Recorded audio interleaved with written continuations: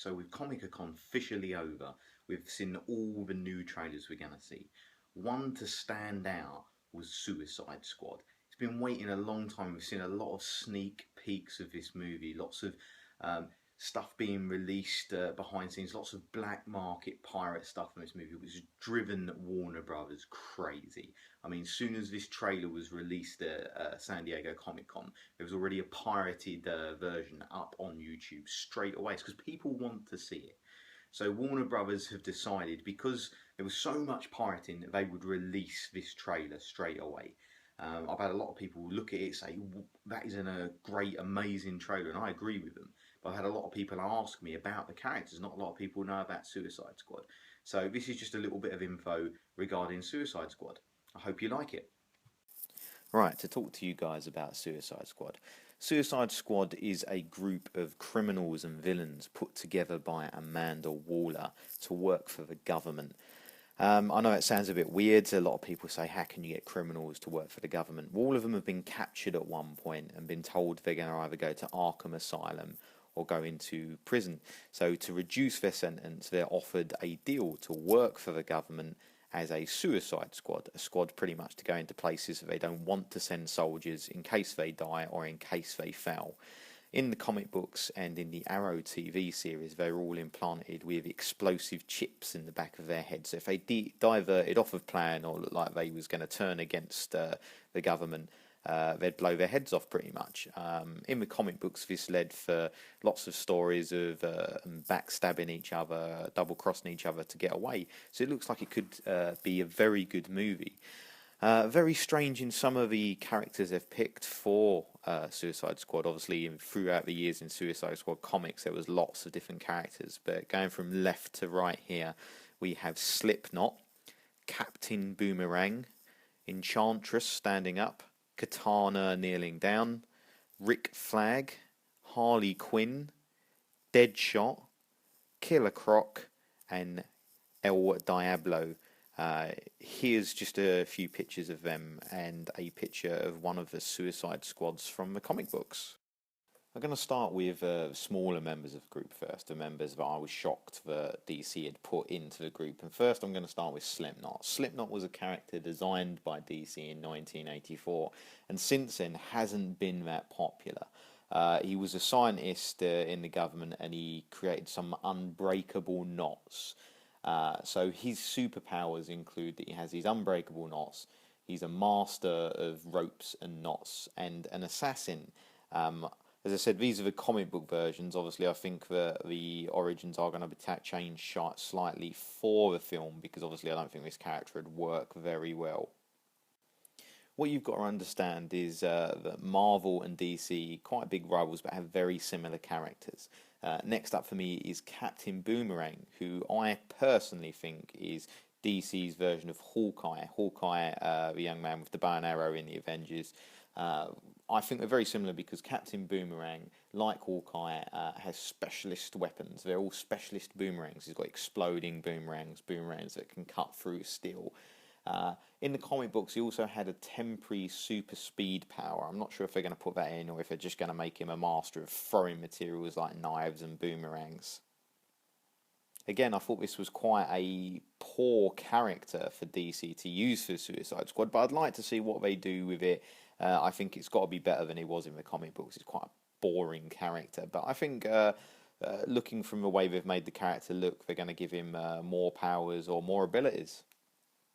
Also going down a similar character route as Marvel, we have Enchantress, who is like Scarlet Witch of the DC world with this. The young lady, as it says with Enchantress, she's a bit of a witch. She has superpowers that include her being able to levitate, shapeshift, and lots of other magical powers. In the comic book, she was given these powers by a creature called Desmore. But more in this movie, it looks like they're going to be more satanic powers. We see her in the bath of black liquid with the pentagram etched above her head in the Suicide Squad trailer. I think it's going to be a very interesting character. I'm not sure how much she's going to play in this movie, but I can see this being quite a big character for DC in the movies to come, and I look forward to seeing this on the big screen. Next for you is El Diablo. This is quite a strange character I didn't actually know much about, and I had to consult the DC Comics Encyclopedia and Wikipedia to find out about this character. It turns out there's been several different characters in the comic book universe called El Diablo. So I think that this character for the movie is just going to be a mixture of all of them. In the comic books, he was an expert marksman, he was a trained boxer. And in some of the newer comic books, he seems like a gang member. From the pictures in the Suicide Squad movie, he's got a lot of tattoos. Looks like more of a Latin gang tattoo. So I don't know if he's some sort of street brawler that they're going to bring with that background, like a drugsman, into the criminal underworld. I'm not sure if that's the element they're going to give him for the movie, but as I said, I don't know much about this character, so I do look forward to seeing him. I don't think he's going to have such a big part in the movie. As I said, there's a lot of characters on display and all grabbing for screen time, so I'm not sure if he's going to have a massive part, but I look forward to seeing what DC have written for him. Next up is Killer Croc. Killer Croc was a character in the Batman series. I actually quite enjoyed Killer Croc in the comic books and the Arkham computer games. He's a very good character. He possesses superhuman strength, a very thick hide skin, which is impenetrable to most batarangs and bullets and stuff like that. He's got some razor sharp teeth and claws. As a child, he was diagnosed with a skin disease and was sort of shut away and went to a specialist school and grew up literally hating humans, thinking he was a different species. I'm looking forward to seeing a character like this in the movie for Suicide Squad. A very big, bulky character. He's perhaps going to be the Hulk of this team, which I'm looking forward to. So first up, of one of the two females of this group, and that's Katana. Katana is a Yakuza assassin. She is a specialist in martial arts and the Japanese art of swordplay. She has a special sword that she has that literally traps the souls of her victims, becoming more powerful each time. So a very skilled fighter. I think that's going to bring a nice martial arts element to the movie. Hopefully some great fighting scenes in the Suicide Squad film. Obviously we're going to have lots of stunt people doing this, but it looks like it's going to bring a lot of martial arts to the film, which is always good. Everyone likes to see people getting their asses kicked with some martial arts. So I'm looking forward to seeing her in the movie, and I like what they've done with her costume. They've kept her costume very similar to how it is in the comic books, or the new modern comic books, the new 52 comic books, and I kind of like that. It's giving fans what they want and keeping it original. So on to the leader of the group. I know I'm doing the leader before some of the others in the group. As said, I'm starting with the lesser known characters, working the way up to the more known characters of DC that have perhaps appeared in other movies or more household names. Next up is Rick Flagg, the leader of the Suicide Squad. In the comic books, he was the leader of the very first ever Suicide Squadron in World War II. And then his son later took on the Suicide Squad. I do believe this is his son.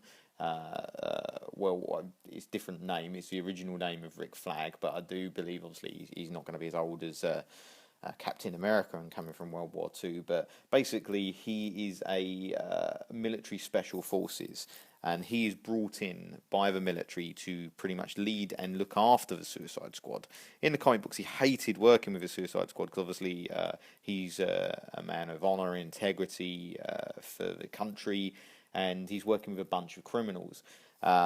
He hated Deadshot because a lot of people compared him to Deadshot, obviously military background, being an expert marksman, and he hated that. So I can see, even from the picture from Suicide Squad, the way Harley's leaned on him, you can see that he doesn't particularly like being part of this team. This was originally going to be played by Tom Hardy, but due to stuff clashing with the filming of this, it's not played by Tom Hardy anymore. But I think that Rick Flagg's going to have quite a big part in this movie. Now we're getting on to the more known characters.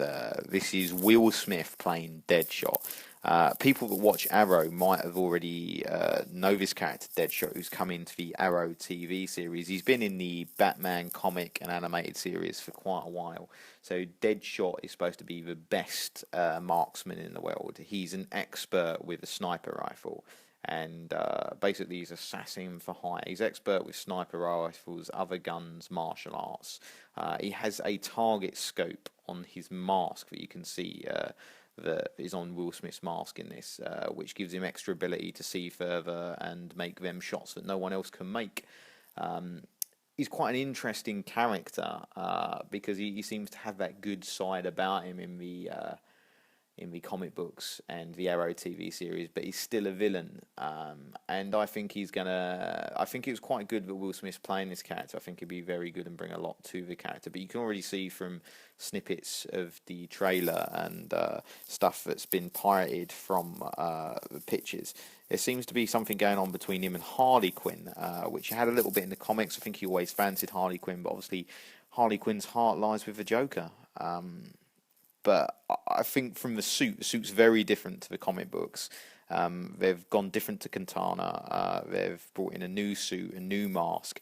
I kind of like the look. I think it's really good. Don't quite understand the red. If he's supposed to be a sniper, you'd think he'd be in black, but there you go.